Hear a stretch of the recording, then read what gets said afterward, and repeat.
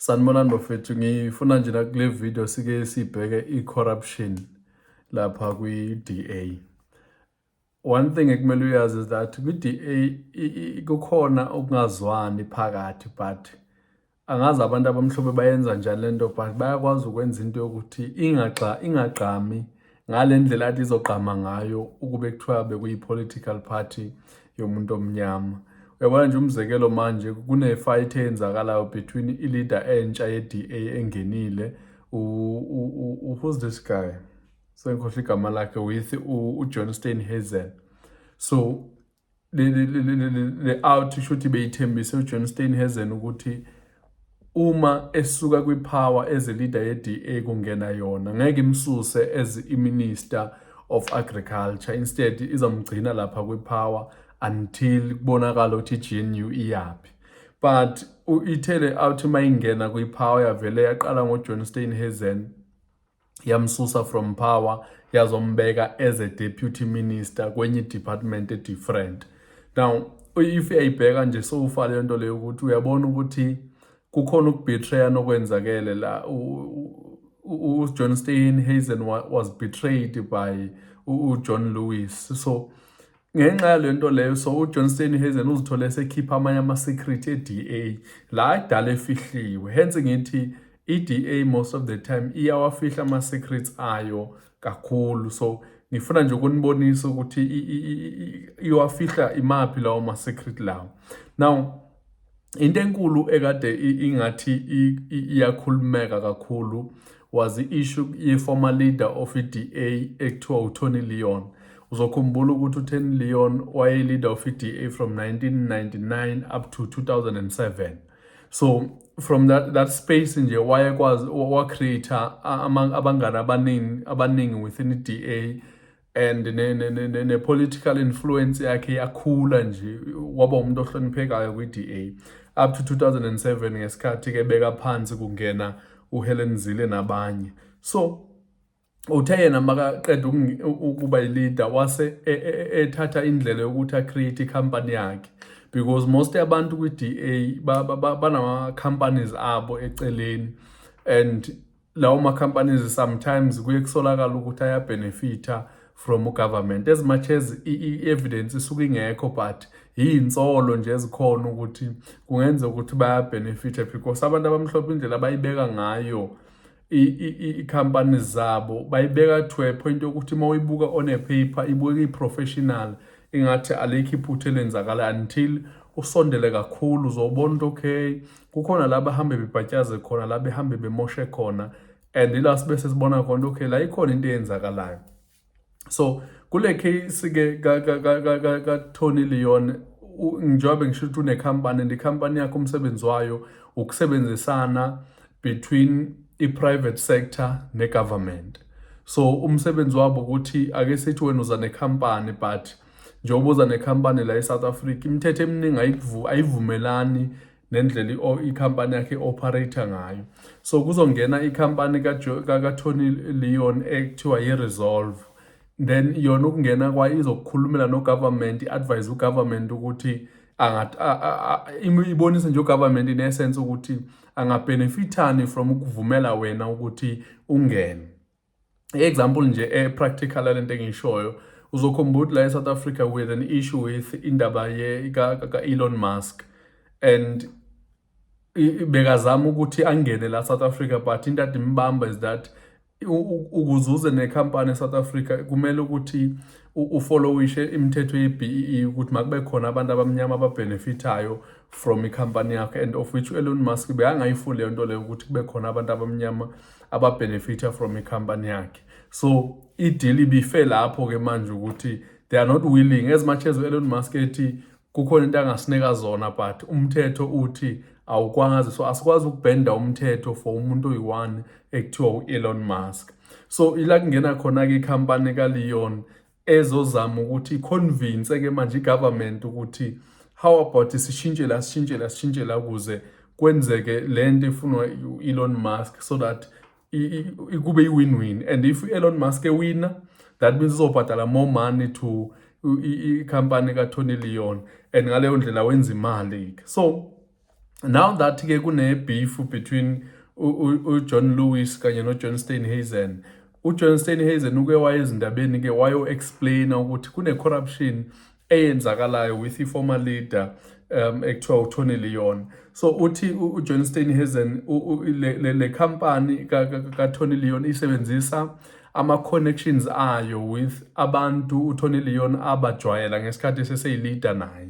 So in other words, usebenzisa i-old friends zakhe in government to secure ama-deal. So ukuthi ancede i-clients zakhe. So i-example e-practical uzokhumbula ukuthi i-Minister of Communication, uminister nje odila ngayo yonke into ene-network phakathi, umuntu we-DA. So ngenxa yalento leyo kusho ukuthi uTony Leon wabona ithuba lokuthi makangene-ke manje apresente i-idea yakhe, but akasayipresenti to i-president or i-minister of esuka from i-ANC, but useyipresenta kwi-minister ye-DA, of which-ke manje usesebenzisa i-influence yakhe ezinkokheli ye-DA, I mean i-former leader ye-DA ne-member of i-DA, ukuthi abenefithe ngokuthi i-Starlink sewine ikhampani ka-Elon Musk naye awine kuze kungene le-Wi-Fi ekhuluma nobani ne-Minister of Communication ye-DA. So in that sense ube ne-special access to i-minister, and of which wrong lento lokuthi ube ne-special access kanti uzele into zakho futhi. So iyona allegation yokuqala uJohn Steenhuisen ayivezayo leyo ukuthi ikhampani yakhe iyabenefita from yonke leyo nto le. So uJohn Steenhuisen adlahle ungumuntu ongathi singathi usekhipha ama-file now that ebona ukuthi i-DA ayimbackup instead iyambetray ngemumva. 2, kuthiwa ngo-2016 there was i-deal. 2016 uzokhumbula ukuthi kwangena eTshwane uSolly Msimang ezimeya yaseTshwane. Now uSolly Msimang imember ye-DA and noTony Leon imember ye-DA. So kuthiwa wathi makangena uSolly Msimang ubhuti lo uTony Leon wafike esezofaka ithenda lokuthi ancedise asebenzisane ne-City of Tshwane ukuthi le company yenze lento yenzayo, because i-company yakhe incedisa if isebenzela ugovernment, that means izobhalela ugovernment ama-statements nokuthi ugovernment azisolve njani iy'nkinga, athini kwi-press yonke leya nto leyana. So kunomsebenzi-ke laphana e-City of Tshwane othi uTony wadibana ne-mayor of which uSolly Msimang, and batraya ukuthi i-government or i-City of Tshwane mayibanike ithenda lokuthi ikhampani yakhe incedise i-City of Tshwane. So uyabona ukuthi nakhona usebenzisa i-influence yakhe as abantu abasuka kwi-political party eyi-1 ukuze kwenzakaleni, ukuze ithenda iphumelele. So enye i-allegation leyo, but uma uyibuka there's a very thin line between i-corruption nomsebenzi wakhe, because umsebenzi wakhe vele ukusebenzisana no-government or nama-private companies, but umsebenzi wakhe ukuthi alinke the two ukuthi zisebenzisane.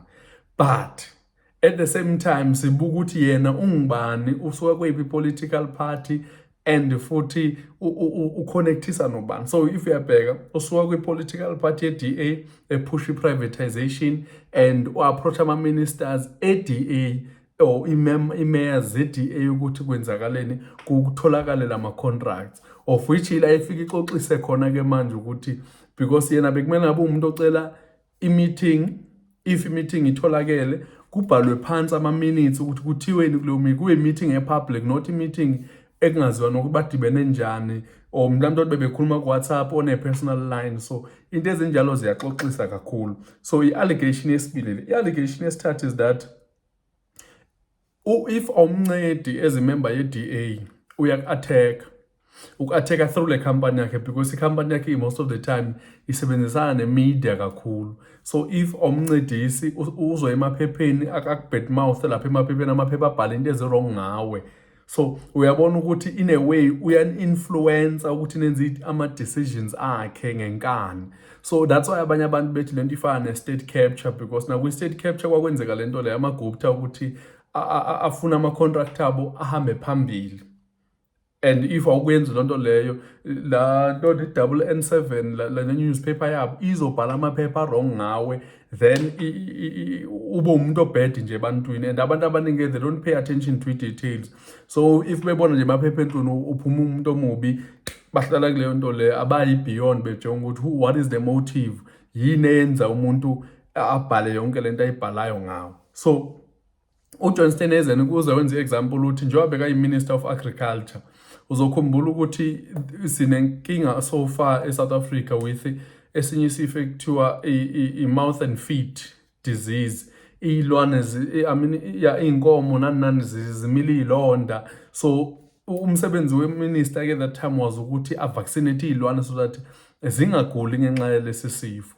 But ikhampani kaTony Leon yona ibese yaphuma ecaleni yabhala iy'tori ezi-wrong or iphusha izitori ezi-wrong ngoJohn Steenhuisen so that kuluzwe i-confidence kuye. So yabona ukuthi lena it's some form of infighting eyenzakalayo kwi-DA noTony Leon ngenxa yokuthi akatholi lento ayifunayo. So you can tell already ukuthi there's a corruption eyenzakalayo, but i-corruption yakhona icashe emaphepheni because i-complicated for anyone onokuthi angayibona. That's why most of the time uzothola i-DA is present as iphathe clean kakhulu, kanti if ulandelisisa kahle amaphepha are-complicated for abantu abaningi. So you may think ukuthi they are not corrupt or abazenzi izinto kanti bona badip kakhulu. Then siye kwenye i-point futhi ye-former mayor uPatricia de Lille. Uzokhumbula ukuthi ngesikhathi eyimeya kuthiwa uTony Leon wafika nekhampani ekuthiwa u-Uber. Uzokhumbula ukuthi Uber yathi mayifika yaqala ko-Cape Town nakoGoli. So yathi mayifika eCape Town imithetho eminingi yayingavumelani nemithetho ka-Uber because kwakuyinto esingayazi before.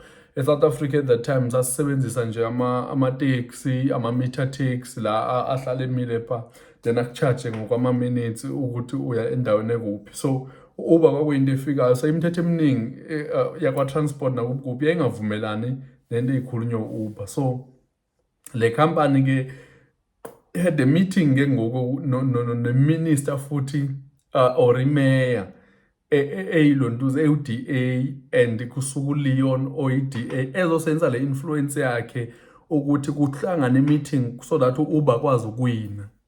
And ngempela u-Uber wawina kuleyo point because kwathi makuhamba isikhathi izinto eziningi zashintsha so that zifavorishe u-Uber, which is something good vele.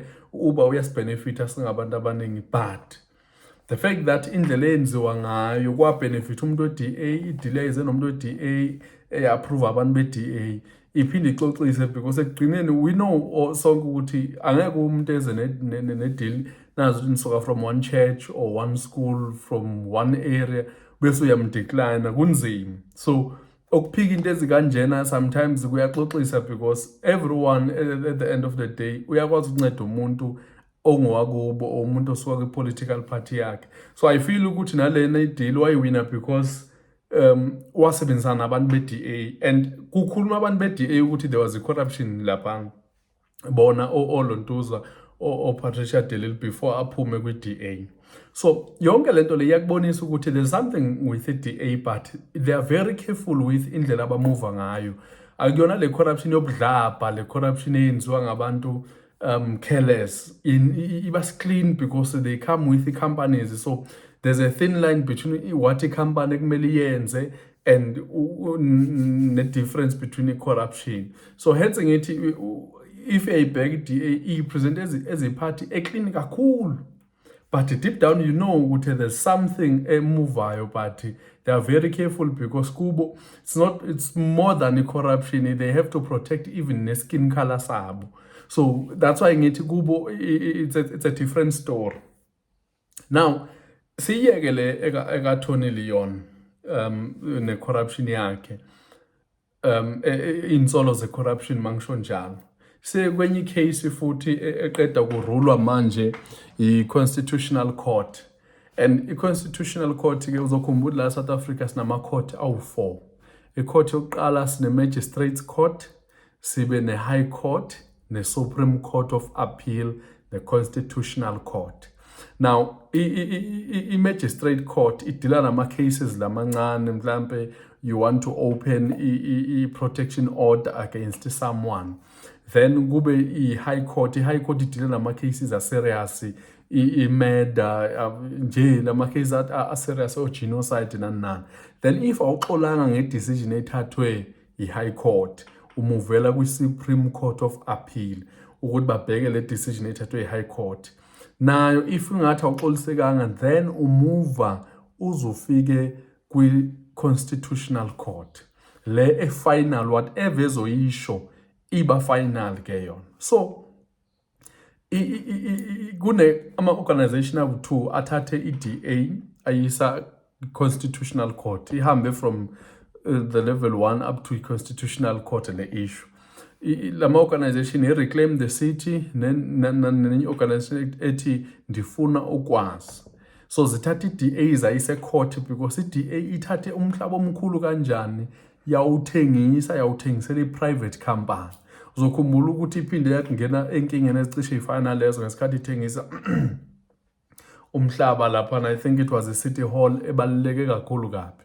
So i-court inento ethi ke manje i-DA ipractice i-spatial apartheid.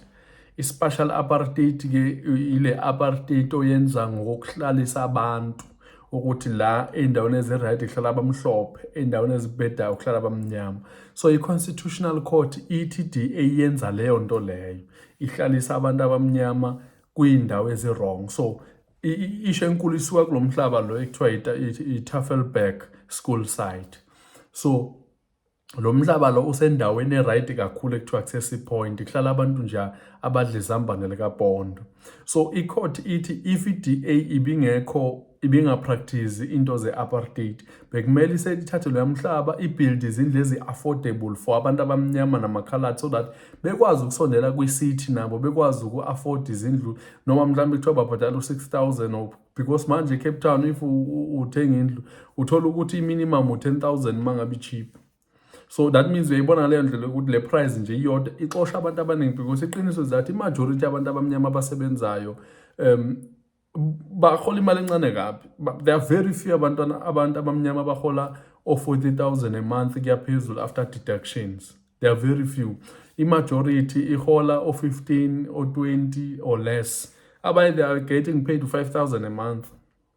So you can imagine if the whole city yona imali, I mean i-decision ezithathayo zifavorisha abantu abarishi kuphela.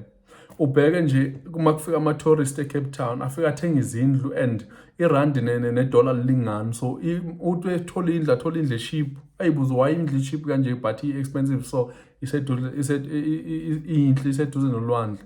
So they just buy, and ukuthenga kwabeza izindlu kuxosha wonke umuntu ke manje ongakwazi uku-afforda, because i-price sibekwe ngomqondo ukuthi sithengisela umuntu wase-America, not umqondo ukuthi sithengisela umuntu wase-South Africa. So abasayicingi lento ukuthi there's someone okuhola 15,000 a month. So that's why i-court ithe i-DA ke manje mayize ne-plan. So i-ruling ye-court ngifuna nje uyicacisa kahle ngayi-rush.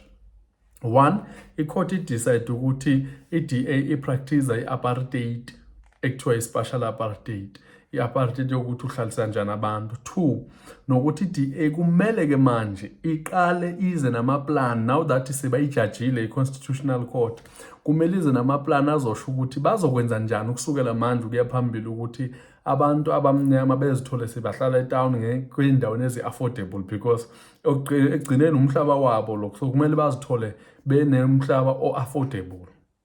And again, nokuthi kumele isubmit ama-plans i-DA to i-court, isho ukuthi okay kusukela ngo-2026 sizokwenza kanje, sokwenza kanje, so that ekugcineni le issue yokuthi abantu bahlala ngokwekhala yabo i-addresseke. Uyabona nje indaweni eyiningi uzothola ukuthi abantu bahlala ngokwe-race. Uyabona nje mawuseGoli, you know ukuthi e-Eldorado kuhlala amakhaladi, you know ukuthi e-Alexandra kuhlala abantu abamnyama, you know ukuthi Sandton kuhlala abantu abanjani. So uyabona ukuthi in a way it's some sort of spatial apartheid, but kungcono eGoli because kuya nge-affordability yakho enga-influencwa ngama-foreigners, enga-influencwa yi-city of Johannesburg. instead influencer ileyo ndawo uhlala kuyo nje kuphela. So that's why ke eyase Cape Town i-different issue, because bangabantu abamhlophe ekugcineni and i-apartheid iya-affecta kakhulu lama-side angaliyana. So that's why ke i-court idecide ukuthi i-DA mayilungise yonke lento le, because kuyabonaka ukuthi bayahluleka ukudila ne-issue ye-housing. Now umbuzo wami nje sengizoyiphetha le video, ngiyayibuza ukuthi ngabe ngempela thina ezabantu abamnyama siyafuna yini ukunika i-DA ukuthi siranele le country, because if uyabuka kuyabonakala ukuthi i-DA uma yenza izinto ayicabanga iprice enhloko, instead everything enabantu abamhlophe iyadura ngaphakathi. And sometimes you may say fine beza ne-quality beza nani, but the reality is that into ezanabantu abamhlophe iyadura, and with ama-salaries esinawo so far I don't think ukuthi sizokwazi uku-afforda. And namathuba omsebenzi ifulalela i-business plans zabo, you can tell ukuthi they push indaba ye-exploitation kakhulu. That's why they even favor ama-foreign nationals more than thina, because thina if uyayimamela i-manifesto yabo there's no way ukuthi ungasupporta leya nto leyana. Umzekelo, they have a problem with minimum wage, ukuthi nge-hour kumele wonke umuntu ose-South Africa ahole imali engakanani. Singayidebate leyo sibone ukuthi sithini, but the fact that they have a problem, that means you'll never afford. You can't tell me ukuthi you have a problem with the minimum wage at the same time you are increasing the prices sayo yonke into, because the competition within a capitalism injalo. We can say there's competition, but ufumana zonke izicompanies zivumelene ukuthi as much as we are competing, but there's a base ekumele singandluli kuyo sonke. The same thing with ama-bank. If we are ama-bank, most of them ziyafana ekugcineni, but ukuthi nje omunye uthi hayi mina ngizothatha i-risk ngibeke i-price engaka for own i-card or ukuba i-member yale bank lami. So I don't think ukuthi ukunika i-DA ithuba kungasinceda. Bagood ubona babe khona as i-opposition, but not ukuthi bethatha ama-decisions, because they don't have a reality of ukuphila ekasi. They don't have a reality of what happens ekasi as umuntu omnyama as emakhaya. They only have a reality yasetown ukuthi city of Johannesburg kwenzakalani, eTshwane kwenzakalani. But when you tell them about Osarapatman, lama municipality lapha, Zululand nani, they have no idea ukuthi kwenzakalani. So I don't think ukuthi DA deserves ama vote ethu, and I've made a decision yokuthi I'm going to decampaign them every time I hear something bad about bona. Ngizoyithathela phezulu leyo nto leyo, ngizama ukuyihlakaza so that abantu bekwazi ukubona ukuthi i-DA asikwazi ukuthi singayiniki i-power, because already Cape Town iyahluleka uku-accommodate i-poverty yabantu abamnyama. Eqinisweni ke kodwa bayakwazi uku-create amathuba omsebenzi, because i-investors eziningi they prefer Cape Town. Even ema-moving you always hear about Cape Town. Do we credit DA for lonto? No, because history yale country ibi-built Cape Town kakhulu. That's why even ne-parliament yethu yabase Cape Town leyo ukuthi ezinto zibe kuphi zibuildwe after, but i-development eyeza nabantu abamhlophe kudala even before i-DA party yaqala eCape Town. So asikwazi ukukredita i-DA as i-party erane kahle izinto, kanti vele izinto bezirana kakuhle nalokuthi barana abantu abanemali. Ukuphatha umuntu onemali akufani nokuphatha umuntu ongenamali. Uma uthathi uyimeya ye-middle class, ku-easy for wena ukuthi urun izinto compared to someone who's not imeya ye-middle class. So it doesn't make sense. Cela nisubscribe bakwethu, ningalibali.